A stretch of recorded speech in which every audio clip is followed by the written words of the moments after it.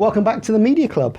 So, Friends is leaving Netflix and viewers are unhappy. Omar, what's going on? It's funny, I actually forgot that Friends was on Netflix, but I remembered that when Barb used to do early, Netflix wasn't officially a Barb licensee, but they used to do little windows into what people were watching on Netflix. And Friends, despite more than 10 years after shutting down, Friends was the most popular show, and it just shows the nature of what people were watching on streaming. A little different nowadays. But, you know, we're going back 10 years where you had this kind of streaming wars where it seemed like an arms race, but now it seems more like a car boot sale, because you look at various platforms and the same shows are popping up here, there and everywhere. So there's not much differentiation nowadays. They're saying that Friends was still pretty much at the top of Netflix's list. 25 years on now from Friends finishing, which is remarkable. And that they were paying something like $80 to $100 million a year for the rights to put Friends on Netflix. But why is it left? Where's it going next? Well, it's going to HBO Max, which is soon to launch in the UK. And HBO Max is NBC Universal's Warner Brothers Discovery's global streaming platform, and because of licensing rights, Sky has had the exclusivity over HBO content for some time in the UK, but that is coming to an end. Things are going to change, and lots of content is going to be on HBO Max, and that is a property that they own. In America, 4 in 10 US streaming site titles now appear on more than one platform. Okay. And it's happening in the UK as well. I remember when ITVX launched 2-3 years ago, and they were openly talking about their windowing strategy, where you saw this huge secondary market for titles appear all over the place, where lots of Disney titles were exclusively putting onto ITV. You've seen they formalize that with a windowing deal between those two companies now. So it seems that exclusivity isn't important as it was. Yeah, this kind of the exclusivity thing is fascinating. I mean, you have sort of marquee talent, and I guess Friends is it's obviously so popular, it's essential for HBO Max to establish themselves. But you see a lot of ITV stuff, old ITV stuff appears in the Netflix charts. BBC. Yeah. And a lot of content moving around. Maggie, do you think this is driven by consumers saying we just want good content everywhere and we can no longer follow it across the different streamers? Well, I get confused myself, actually. So, I mean, and I'm supposed to know what I'm doing.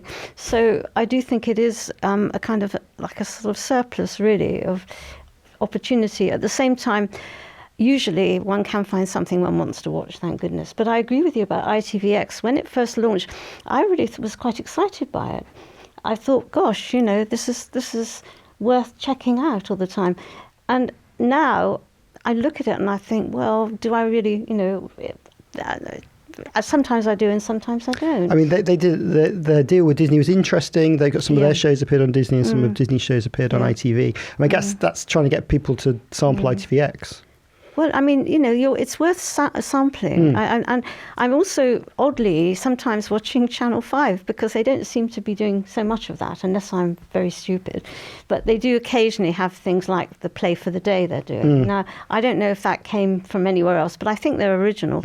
So I do actually like a few of those sort of opportunities. But to be absolutely frank with you, I shouldn't really say this on this programme, but I have been so consumed by the news and current affairs that I have to admit that a lot of my viewing, when it's live viewing, has actually gone there rather than the dramas and all the rest of it that I should be sort of seeking out, and films. So I'm just praying, actually, that we could have a nice, quiet time, that everybody would be friends, you know, and then I can sort of sit down and watch something like Friends, you know. I mean, it is Christmas, but we're all with our families over the festive period. Everyone's going to be huddled around the TV and we're all going to be looking for something to watch. And so what do we do? If you can't hang your hat on Friends being on Netflix, et cetera, then who's going to benefit from that? It's going to be your Samsungs, it's going to be your TV makers, it's going to be your streaming TV makers, because what are you going to do? Increasingly, consumers are going to be using those electronic prompt guides on the TV instead of just going straight to platform. And Then we run into questions about prominence, which is a big issue for the PSBs in the UK. How are you actually going to make sure that consumers are getting access to quality content, not just whatever Samsung's dinner deal with the media? And also it's much harder now for broadcasters to actually know who the middlemen are. Because if you don't have a selection of these devices, you can sort of not realise that actually Samsung are scheduling and promoting certain shows. Do you think this might actually help the case for the BBC, actually, because it is distinctive? I know that it buys in stuff, but my feeling is that a very strong brand where you have production built into it, not all of it might be the BBC. And I know, obviously, there are ways in which the natural history programmes kind of find their way around the place. But it does strike me that a kind of a well-known friend, if you like, an organisation you kind of understand, is in a better position than you might have thought it is going to be. I think we definitely see the big boys, don't we? And then there's sort of a second division of streamers. And so we often talk about something like Paramount Plus has never quite had the content that maybe a Netflix or a BBC has. Has the BBC successfully maintained their position? I think so. And I think as Maggie says, it might actually put it in a stronger position going forward, because I listened to your previous episode on MIPCOM, which was fantastic, and YouTube obviously had a big presence there because you're seeing that YouTube, is it now a new model where you showcase yourself on YouTube and that you get picked up by a distributor, by a producer that way? I think when we're moving to a world where consumers are finding it hard to get good content, the more trusted media property that you stand to gain, particularly in a world where AI slop is coming down the pipe and is already affecting us. But consumers are going to gravitate towards trust. So the BBC, I think, could benefit greatly. I mean, also there's obviously some discussions, isn't there, Maggie, about should ITV be acquired by Comcast and Sky? It leaves BBC and Channel 4 as kind of the only homegrown broadcasters. There's obviously some discussion, and we come back to this time and time again about elements of BBC and Channel 4 moving together. I mean, having the streaming together, would that be actually a good thing for BBC and Channel 4? I honestly don't know. No, I really don't know. And I don't quite know what the fate of ITV will be. There's a side of me, because they're going to divide it if it happens, obviously the broadcasting will go to Comcast side and Sky, and then who knows what about the actual production, and how are they going to, divvy this up, given they have all these so-called public service broadcasting obligations. The odd thing is, every day, first thing I do in the morning, I check the ITV share price, and it isn't really going anywhere. This is a good indication that there's a degree of uncertainty built into this, given how volatile markets are, and how there's a lot of money slushing around if you really want to do something, as we can see actually with the Telegraph. So I don't know what the answer is. One of the things I do think, though, is that the appeal for ad-free programming is getting ever and ever more appealing, because the actual ad breaks in the unregulated sector can be extremely annoying. So there's also that built into the whole sort of where are the public going to go. But the most recent information from Ofcom, not in its grandest position at the moment. It's not a very strong, in my opinion, regulator at the moment. But they're starting to do all their work on charter renewal, which of course happens in 27. We're quite close to it now. One of the things they have found is that 83% of the British public in a week do watch the BBC, which is quite high, and that the attrition rate is coming down a bit. So I'm not saying that... So it's declining, but not as at speed. Then the speed is kind of out of it. And this is one of the quite sad things about the BBC most recent debacle. I think that Tim Davie was actually getting aligned to the fact that you need to have a lot of content or programming that appeals to lots of people with the BBC stamp on it. So you could bring back maybe, I don't know if you saw this, I did because my husband saw it, but on Saturday there was the British heavyweight boxing championship. He was really pleased. He said, "It's on the BBC. Don't you see? This is how they're getting to the people who like this sort of thing." And I sat there and I thought, yeah, he's right. When did I last see this kind of boxing that you would normally see, probably behind a paywall on Sky? But all I'm trying to say is that it's not. Nothing is ever static. Yes. We know that in media, and it could be that we're not quite as on the edge with these established broadcasters as we might think we are. And speaking of platforms that are changing, the podcast hosting and sales platform Acast made some noise this week with a deal that upsells their YouTube offer. Omar, Acast has largely sold audio ads in podcasts previously, but obviously podcasts, as we know, are visualized too. What does this deal allow them to do for the first time? Well, essentially you're creating bigger media properties for podcasters where you're building, I was going to say fan universe, but that sounds too grand. I mean, some of these are big brands in their own right, and they're monetizable in lots of different ways. And I suppose Goalhanger, which rebranded recently, is the apotheosis of this, where incredibly big and multivariate, big names surrounding that.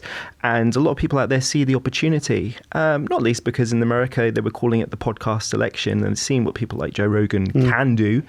And Acast are leaning into that. And, if you think about how when we started off with podcasts, it was all about RSS feeds, and it is still that to a degree, but actually the opportunity is so much more than that. I mean, look at you guys on YouTube. Well, I think what's interesting about Acast, are historically sold audio ads on the RSS feed delivered into the MP3s that people download.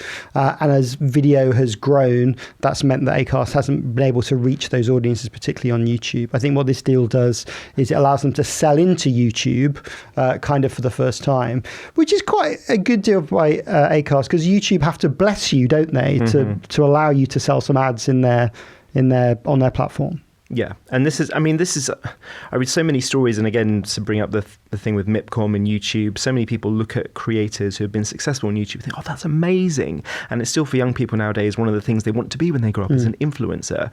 I would say it's probably harder to be an influencer than it is a rocket science nowadays. If you think about the YouTube model for an independent creator, it's a hell of a high benchmark to actually make any money from the thing, let alone have a career on it. What an Acast allows you to do is, as you say, be a preferred supplier where you get better rates on CPMs than you would be if you were an independent person. And YouTube is where the action happens for a lot of these people. It's where you get discoverability, it's where the algorithm is, and you get better ad targeting. Also, I guess it keeps that talent within Acast's gang. There's lots of different places you can go to be monetized. Spotify can do it, Audio Boom, other companies. If they can offer more chances to make more money, they're likely to keep those shows a little more, aren't they? Look, one of the biggest, in hindsight, mistakes that big broadcasters in particular made in the last 20 years is not seeing the opportunity with YouTube and thinking, YouTube, it's a load of cat videos, that's fun, isn't it? If they'd only seen the opportunity to actually create their own academies. So imagine if the BBC had done this as part of its public service remit, to actually bring up the next generators of radio producers and on-air talent, but actually had a UGC platform that showed them the BBC way to do this. And the more that a company like an Acast, Spotify even, can actually bring through that, if I call them a premium UGC creator, the internet would be so much better for it. So you could actually have a more premiumized version of what increasingly younger audiences want to consume, and perhaps older audiences increasingly too as well. Yeah, Maggie, we've seen Channel 4 do things like Channel 4.0, big push onto their YouTube channels.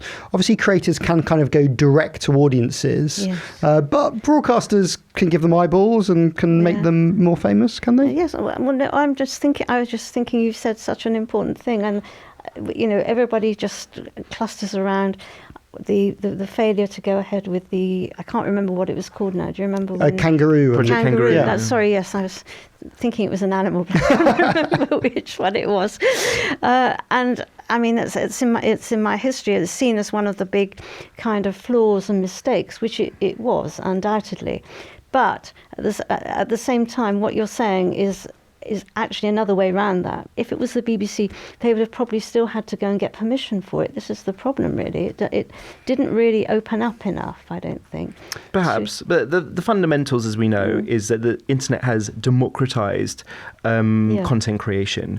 But don't just leave it to an agnostic platform that isn't brand safe, that doesn't have standards, that doesn't care whether scam ads appear all over the place, given their history. Actually have broadcasters who know what they're doing, have values, have compliance history, get them to bring forward the next generation of broadcasters. I'm sure YouTube might disagree with that characterization, but also at the same time, have broadcasters missed the boat, but also for content creators, there's some opportunities. And you were saying that it's difficult to get reach, difficult to get awareness. If you purely rely on the algorithm, that's difficult.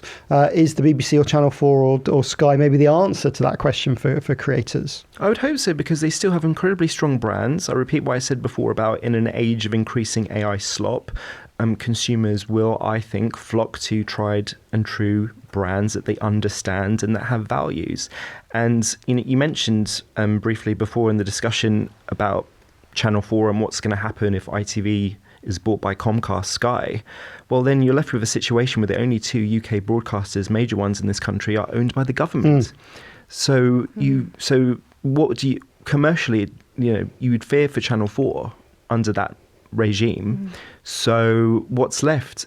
If you can actually have a more aggressive attitude towards public service broadcasting plus content creation, I think there's an opportunity where it doesn't, the boat it's not all sailed yet. I think the other thing is, we're waiting to see quite what the terms of trade are for Channel 4, given that they're being able now to make money out of the programmes they commission. They will be able to own content. So that may open up an opportunity to do something a bit more exciting, really. I think there's an interesting thing. If you look at the BBC have a commercial operation in UK TV. Yeah. Channel 4 reps UK TV's advertising. Could we see a future where you've got a sort of ad-funded public broadcaster and you've got a kind of subscription-funded public broadcaster, kind of ignoring all the names? Might that be the solution? Anyway, maybe. I mean, everything's up. A certain way, everything is now slightly more fluid because we're having this two-year run-up, really, to the new charter of the BBC, where such voices such as yours ought to be heard.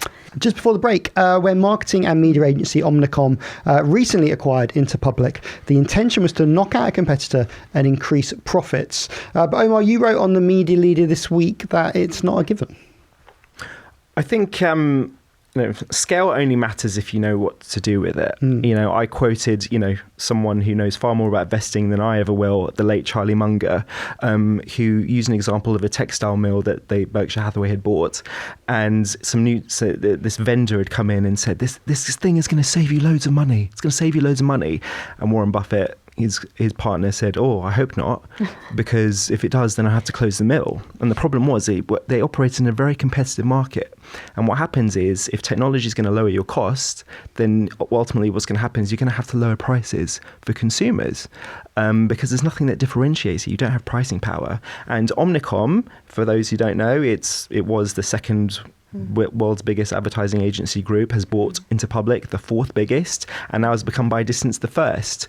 Now, that scale is great in the short term, but look at what's happened. You mentioned my column for the Media Leader. Within hours of me pointing this out, they'd announced 14,000 headcount reduction, 4,000 redundancies, 10,000 jobs to go after that. So it shows you the scale of the financialization and the cost saving that they need to do to make this deal happen.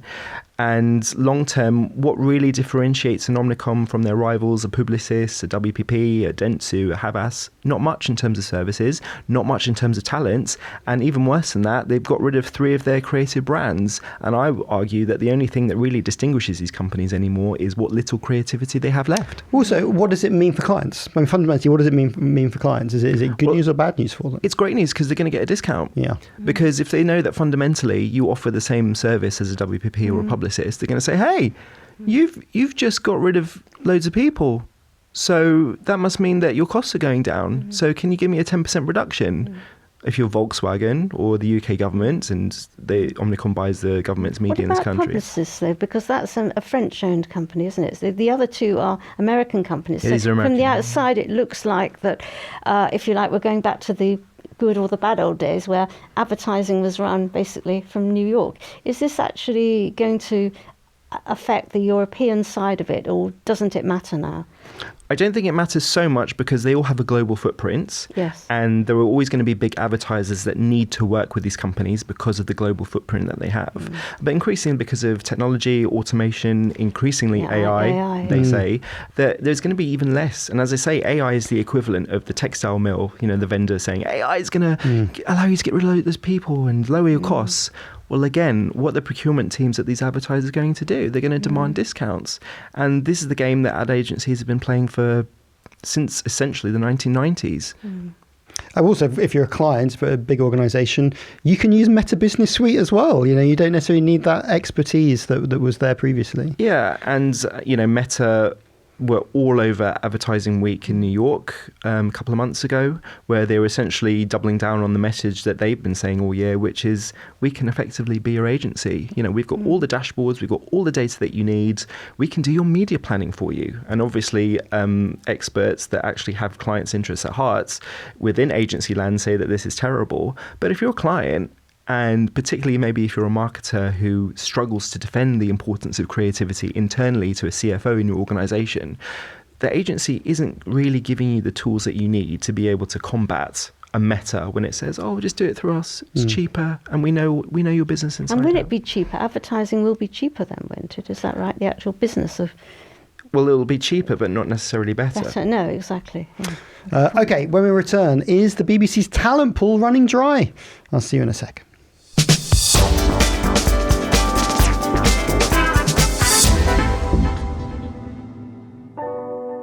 If you need a distinctive look and feel for your brand, you should contact Podshop Studios, where we record the Media Club every week.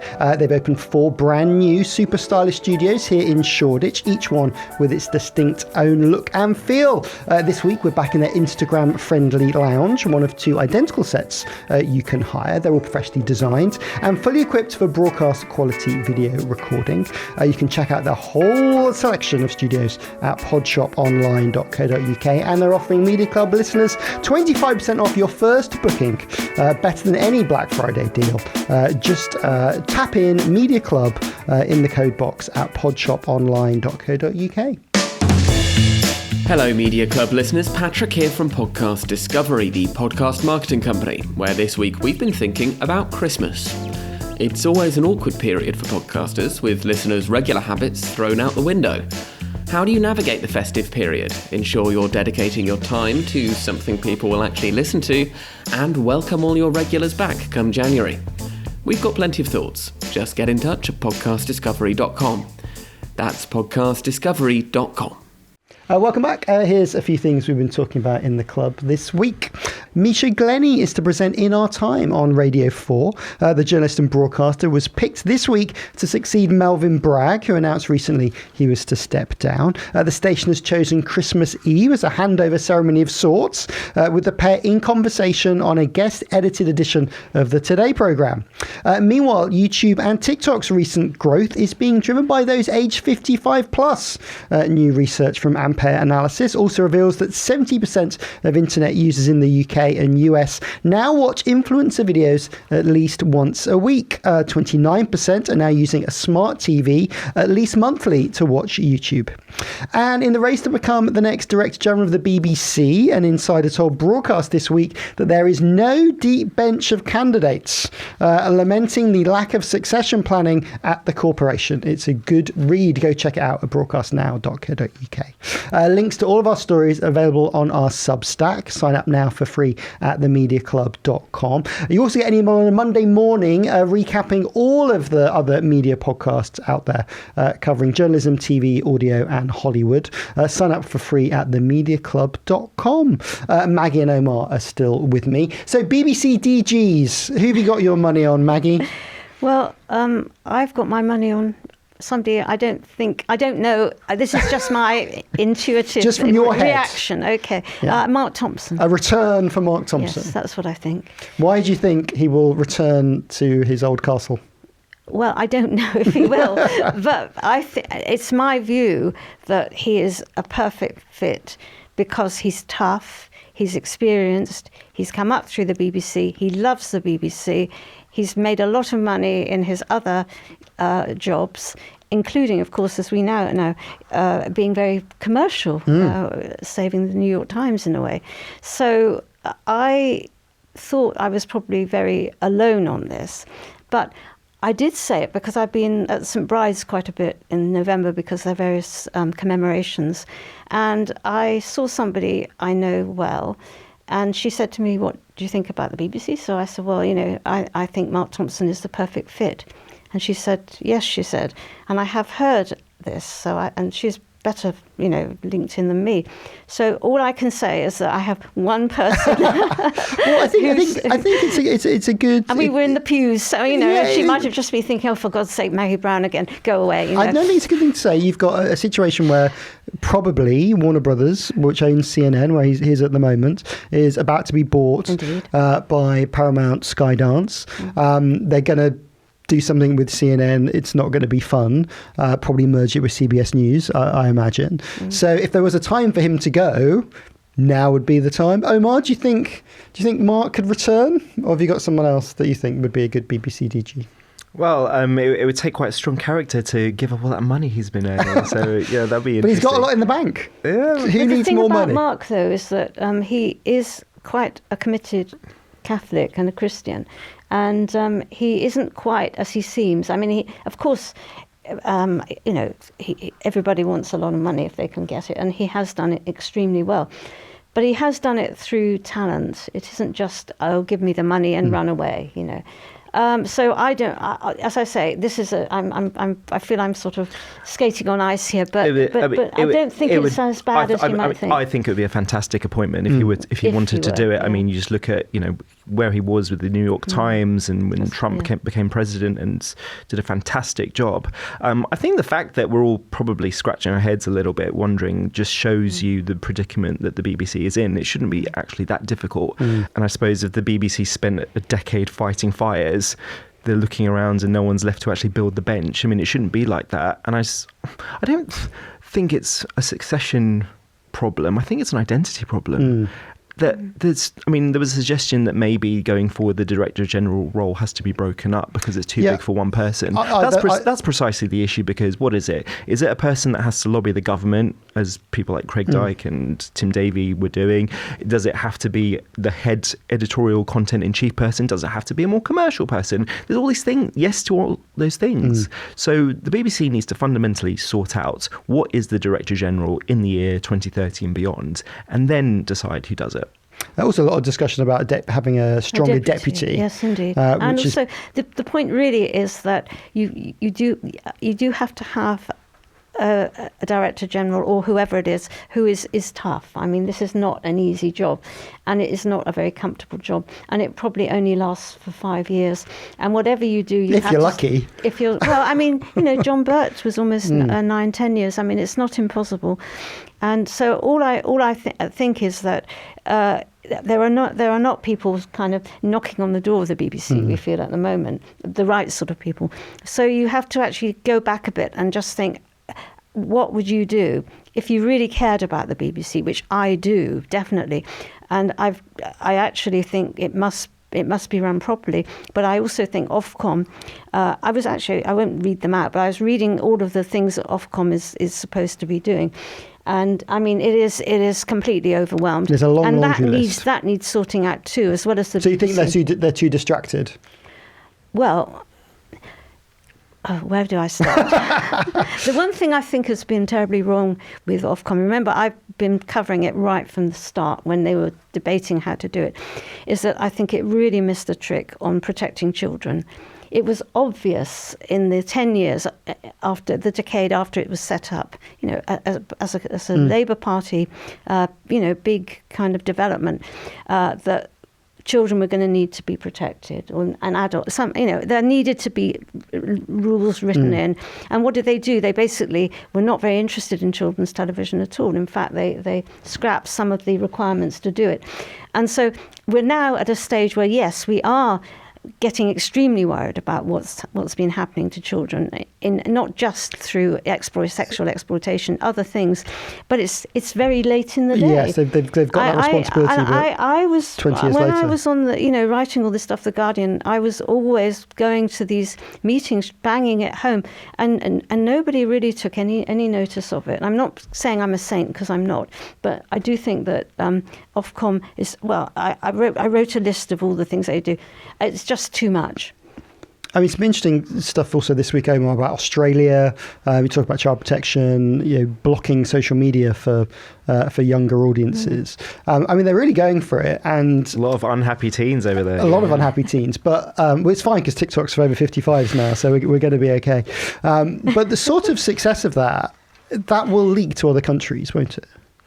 Well, if I was being cynical, I'd say that Rupert Murdoch owning 70% of the newspaper market in Australia would have something to do with it. It's very different. But no, that it's interesting, and it shows, I mean, we've seen to a similar extent what's happened in Canada as well, with much tougher protections for broadcasters and children. These are big issues that any media organisation will have to handle. The thing about the BBC, you can't run a 100-year-old organisation in constant crisis mode. These constant political bun fights when the charter renewal comes up, the constant toing and froing between Labour government and Conservative governments, which ultimately I'd argue that the BBC Director General has been chosen on the basis of how close they are to the governments. Sometimes that can work, though. Sometimes that can have some positives. Oh yeah, current incumbent Tim Davey, Conservative Party election candidate, right? But they really do need to actually think about not just what the role of DG needs to be, but making the BBC less siloed. Because the problem is when you have people running around over there doing commissioning, people over there trying to build up BBC studios, digital doing its own thing, you have people who become very good at specialisms, and you don't have anyone coming through that can actually do that broad approach of what a Director General ideally would need to do. So for senior management, they really need to restructure that. Well, something that I'm sure we'll be returning to. Okay, just enough time for the Audio Network Media Quiz. Oh, God. Ooh. 3 media stories connected by one theme and then shoehorned into a format of an existing media property. This week, it's called Christmas Tape 2025, Final Not for TX... Final ... Back in the analog days, a compilation of bloopers and gaffes were made to keep staff at TV stations entertained on Christmas Day. But what would be on a 2025 edition from this week? I'll describe the blooper. You tell me the story. And once again, Alex at Audio Network has taken that inside baseball brief from producer Matt and created a playlist of You've Been Framed style music to score today's game. It's a best of 3, so buzz in with your names if you know the answer. So Omar, you will say... Omar. And Maggie, you will say... Maggie. Let's play Christmas Tape 2025, Final Not for TX. So you've got to tell me what story... I'm trying to describe. Question number 1. We're live in the jungle, and now the presenter is swearing and flapping his hands around. Yes. This is Omar. Omar, yes. You don't have to put your hands up, though. It's very nice to see it. Okay.